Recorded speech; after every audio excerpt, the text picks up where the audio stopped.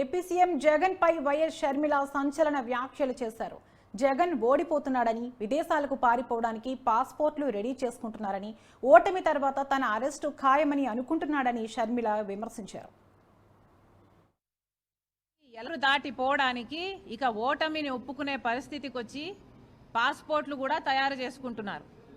ఆయన ఊరి దాటిపోవడానికి ఎలా అయితే నేను తప్పించుకొని పోగలను, నేను ఓడిపోతే నా అరెస్ట్ ఖాయం అన్న పద్ధతిలో ఉంది వాళ్ళ పరిస్థితి. ఇప్పుడు దాటిపోవడానికి ఇక ఓటమిని ఒప్పుకునే పరిస్థితికి వచ్చి పాస్పోర్ట్లు కూడా తయారు చేసుకుంటున్నారు.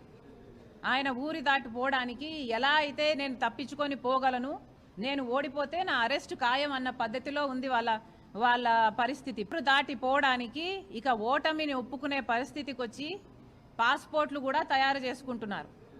ఆయన ఊరి దాటిపోవడానికి ఎలా అయితే నేను తప్పించుకొని పోగలను, నేను ఓడిపోతే నా అరెస్ట్ ఖాయం అన్న పద్ధతిలో ఉంది వాళ్ళ పరిస్థితి.